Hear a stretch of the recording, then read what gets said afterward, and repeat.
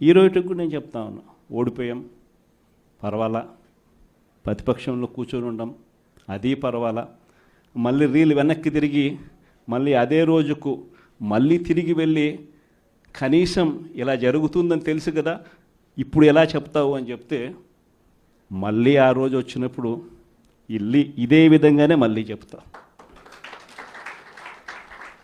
ఎందుకనంటే రాజకీయాలలో విలువలు విశ్వసనీయత అన్న పదానికి అర్థం అదే. ఎన్నికలు ఎప్పుడొచ్చినా కూడా అదే విలువలు అదే విశ్వసనీయత అన్న ఒకే ఒక్క పదం మీద మళ్ళీ వైఎస్ఆర్సీపీ మళ్ళీ అఖండ మెజారిటీతో మళ్ళీ గవర్నమెంట్. కానీ ఈసారి ఫామ్ చేసినప్పుడు మాత్రం ప్రజలకు చంద్రబాబు నాయుడు నైజం పూర్తిగా అర్థమైపోతుంది కాబట్టి మనల్ని మళ్ళీ 30 ఏళ్ళు అక్కడే కూర్చోబెట్టే విధంగా కూడా ప్రజలు ఖచ్చితంగా అడుగులు వేస్తారన్న నమ్మకం నాకుంది. ఎందుకంటే ఈరోజు ఒకవైపున ఇచ్చిన హామీలన్నీ కూడా పక్కకి వెళ్ళిపోవడం అన్నది ఒక ఆస్పెక్ట్ అయితే, రెండో ఆస్పెక్ట్ ఏమిటి అని అంటే ప్రతి వ్యవస్థ నిర్వీర్యం అయిపోయింది. కేవలం చంద్రబాబు నాయుడు గారి ప్రభుత్వం రాక మునుపు మన ప్రభుత్వం ఉండేది. మళ్ళీ మన ప్రభుత్వంలో ఎలా ప్రతిదీ కూడా ఎలా పగడ్బందీగా ఎలా జరిగింది, చంద్రబాబు నాయుడు ఎందుకు చేయలేకపోతున్నాడు, ఈ చర్చ ప్రతి ఇంట్లోనూ కూడా జరుగుతూ ఉంది. ప్రతి పథకము కూడా ట్రాన్స్పరెంట్గా పారదర్శకంగా ప్రతి ఇంటికి చేర్చే పరిస్థితి నుంచి ఈరోజు అన్ని కొలాప్స్. కేవలం 9 నెలలు. ఒకవైపున వ్యవస్థలన్నీ కొలాప్స్, మరోవైపున ఏది చూసినా స్కామే. ఏ గ్రామంలో చూసినా బెల్ట్ షాపులు. ఎమ్మెల్యే దగ్గరుండి ఆక్షన్ పాడిస్తూ ఉన్నాడు. 2 లక్షల 3 లక్షల నీ ఇష్టం. ఆ 2 లక్షలు కట్టడానికి పోలీసులు సపోర్ట్ చేస్తారు, దగ్గరుండి మద్యం అమ్మేట్టుగా. ఎంఆర్పి రేటుకు వాళ్ళు కొనుక్కుంటారు, ఎంఆర్పి రేటు ప్లస్ వీళ్ళ ప్రాఫిట్ వేసుకొని వాళ్ళు అమ్ముతారు. ఏ గ్రామంలో చూసినా కూడా ఏ బంకులో కూడా ఈరోజు మద్యమే కనిపిస్తూ ఉంది. మొట్టమొదటిసారిగా గవర్నమెంట్ నడుపుతా ఉన్న మద్యం షాపులను తీసేసి ప్రైవేట్ వాళ్ళని తీసుకొచ్చేసినారు. ఇసుక ఎక్కడ పడితే అక్కడ డబల్ ద రేటుకి అమ్ముతూ ఉన్నారు. ప్రతి నియోజకవర్గంలోని పేకాట క్లబ్బులు ఎక్కడ పడితే అక్కడ కనిపిస్తూ ఉన్నాయి.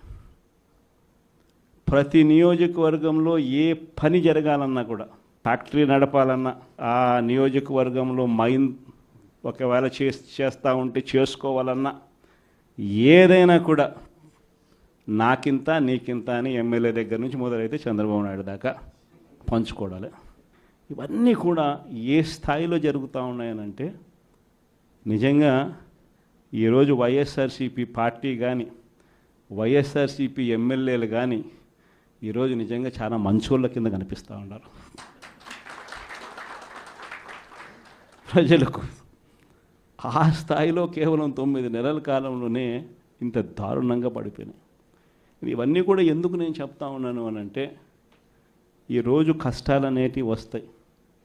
ప్రతిపక్షంలో ఉన్నప్పుడు, రాజకీయాలలో మరీ ముఖ్యంగా ఉన్నప్పుడు ప్రతి ఒక్కరూ కూడా ఒక్కటే గుర్తుపెట్టుకోవాలి, కష్టం రానిదే సుఖం రాదు. ప్రతి మనిషి జీవితంలో కూడా కష్టాలు సుఖాలు అనేది పార్ట్ అండ్ పార్సల్.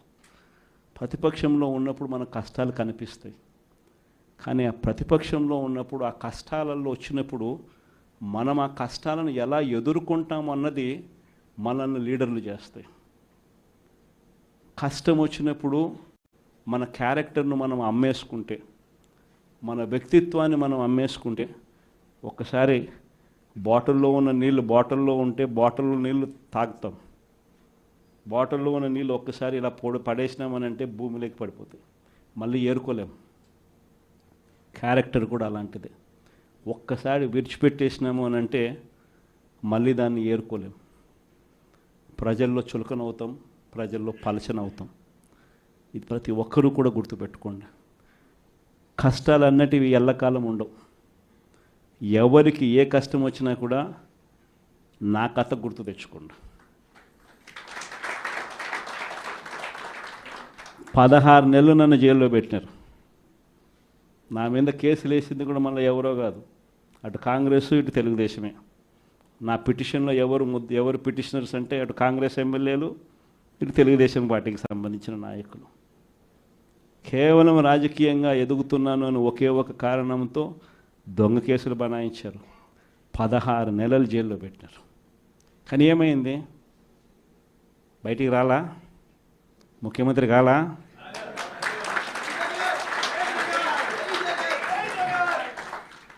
ప్రతి ఒక్కరు ఇది గుర్తుపెట్టుకోండి. ఎవరికైనా ఇంతే. మహా చేస్తే వీళ్ళు ఏం చేయగలుగుతారు? దొంగ కేసులు పెడతారు, కాదండంలా బెదిరిస్తారు.